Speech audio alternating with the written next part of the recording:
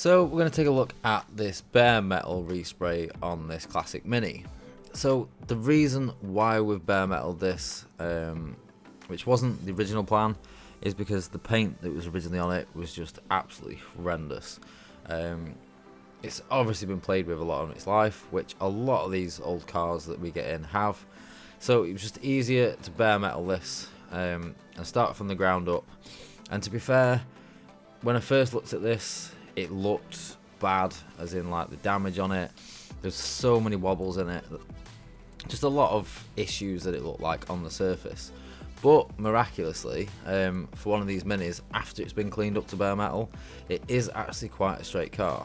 The roof needs a little bit of work, and there's a little bit of work on the boot and the doors, but the rest of the car is reasonably straight, I've got to be honest. Now, a lot of you guys have asked me before about my process for bare metaling, so I've fully paint stripped this, so I masked it up a bit like it is now, stripped it down, masked it, paint stripped it, and what I normally do is apply the paint stripper all over, chuck a poly sheet on it. That stops the paint stripper evaporating and keeps it working that little bit longer and keeps it nice and wet underneath the sheet. And then when you take it off, you can obviously scrape it all off, brush it all up. I usually do this in the booth because obviously on the tiled floor it brushes off and cleans off really nice rather than wrecking the workshop floor. Now, once I've done that, I'll get a P40 on the rotary DA and rip over the whole bare metal on the car, and then I'll get a proper DA and go over it with a P80 so it leaves a nice, well keyed, well etched metal, clean metal finish, then ready for the epoxy to go over the top. Now, I have been around and put rust converter over all like the surface rust and any of the pitting just to be on the safe side before I put the epoxy on, and I'll also give the car a good bake before I put the epoxy on to make sure that there's no moisture on the metal surface and that everything's fully dried out as much as I can before we put this down. So obviously the whole point of putting the epoxy on is to give this like the best start for a repaint. So when you're going like a bare metal up repaint like this, and it's not a restoration, it is just a repaint, we're not doing any welding work or anything to it, but we want to make it obviously a sound repaint that's going to last. So this epoxy layer is just going to give treat this metal now and give it a nice waterproof layer. Now the epoxy that I've decided to use on this one, I was actually browsing through the SP Supplies website before I placed an order with them earlier this week or last week, I can't remember exactly when it was, and I realised that Multimix actually do epoxy now. Now, as you guys know, I've used a few of their clears.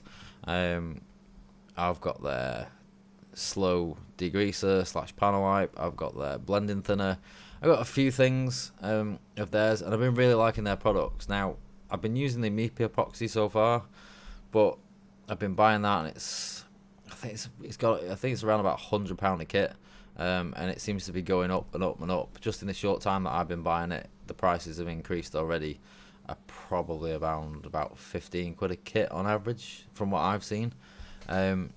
This Multimix epoxy primer from SP Supplies for a 5 litre kit, 65 plus the VAT. Now, one thing that I was curious about when I ordered this, and in no way has this been given to me or is this video sponsored by Multimix or anything like that.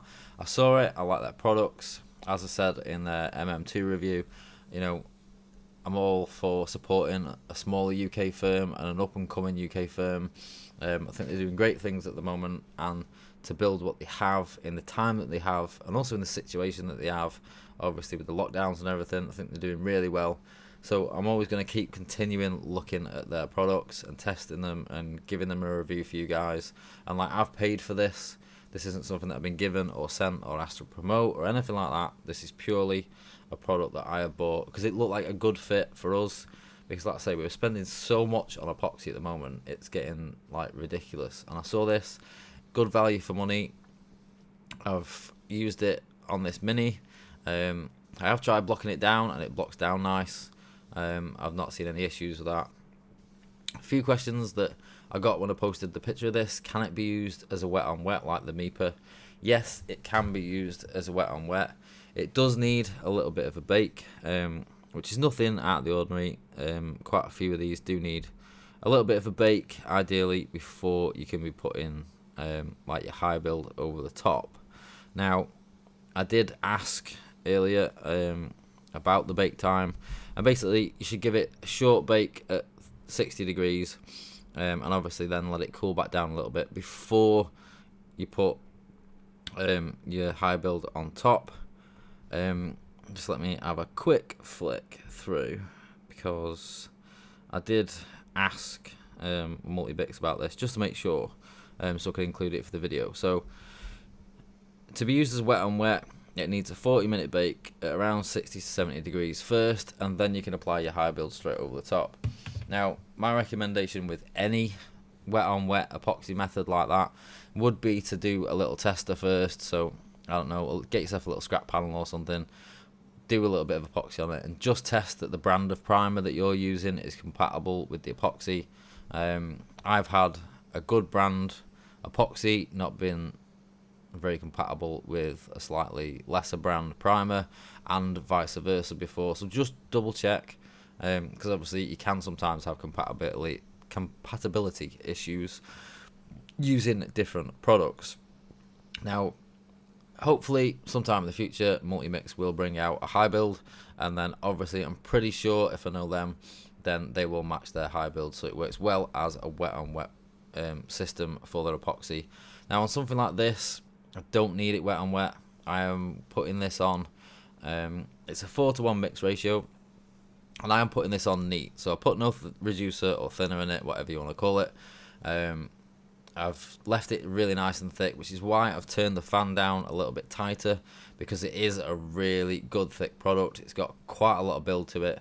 So I've got the pressure wound up to like 40 psi at the moment, and you can see by the peel there, it's a really thick, heavy peel, which is, it might seem mad, but that is exactly what I want on a job like this. I want a real good build, so that when I'm done, I can block this out, I can guide coat it, block it out, find out where the low spots and the issue areas are, obviously then apply some filler in them areas and do the repairs, and then I can go on to do the high build after. So I won't be epoxying this again, it just doesn't need it, because obviously we're taking this back down fully to metal. If there's any bare metal patches that show through before I come to prime it, then obviously, you know, from the blocking and whatnot, then I will go across and just tickle them up with a little bit of epoxy, just to make sure that metal's all nice and sealed off from moisture and everything again before we get onto the actual paint stage. Now, I've found that this applied really well. I've videoed one coat, but I actually gave the whole shell and the doors 2 coats. Again, I want the build of this product, as well as obviously the metal sealing and the metal adhesion properties to it. There's nothing better to use on a bare metal job than epoxy. I'd say, compared to obviously the MIPA, which is the main epoxy that I've used, this was really nice. I'd say build wise, it's got just as much build as the MIPA epoxy. I did ask a while back if this had any build, and I was told it did have a little bit of a build, but if you leave it like I've got it here at the straight 4:1 mix and you don't add reducer, I can guarantee you this does have build to it, which is why it does look like it's got a really thick, heavy peel. But obviously, as that dries out and some of the solvents evaporate and this cures, it does end up a slight bit smoother, but you end up with that really nice, strong, heavy, waterproof build over all this bare metal that I can then block out and end up with a really nice base to this repaint to work up from. And you can see, obviously, on these doors, there's a lot of patchiness in these doors, where it's had different things put on the metal over its time. In the video, it kind of looks like a bit of flash rusting, but it's not. I literally sanded this whole car over fresh on this day to make sure that it was nice and clean and all that metal, it was nice and bright before we applied this. It's just that there's quite a lot of areas across these panels where they've had grinders on, it's been ground, and obviously the 40 grit that we've had on it's left some marks, and the 80 grit's left different coloured marks, and there's some bits that we've pulled and panel beat a little bit before we've put this on, just to sort of try and straighten up panel edges and that sort of thing. But overall, this product did exactly what it said. It did exactly what I hoped. It's given me a really nice base now to do the bodywork on. these wheel trims are just off a little Corsa project that me and Mick have got. We got an old Corsa B off a customer of ours, so we're just tickling that up. And while I had the epoxy in the booth and the booth was running, doing a bit of prime work like this, I thought I'd just flip these over as well. Now, on this Mini, I'm probably not going to go through the repair stage on it, just because at the minute we're absolutely mad and I probably won't have much time to film that. So the next video on this, I'm pretty sure will probably be like the primer stage, and then I'll run through a bit of the blocking work on it, probably in the same video as we do the primer, and then obviously we'll do the top coat video and we'll get a bit of a video of this panel back up ready to go back to the customer. And the customer hopefully will also be watching, so I hope, Matt, that's watching, I hope you've enjoyed this video and you've liked seeing, you know, the sort of the first massive stage of progress on this car. Although saying that, like, the first massive stage I suppose was getting all the paint off, but you know, the first real stage that you really see something progressing forward is this stage where you put in the epoxy on. And I don't know why, but spraying epoxy over bare metal and also watching this video back, I find it quite relaxing to see all the metal disappearing and that nice fresh coat going over it. So this is a shot of the car after its second coat. I've now got that real good build on there.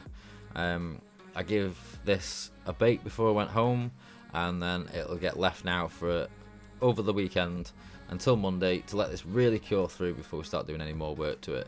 Now overall the car is pretty straight. There's one or two little bits that need a little bit of a pull.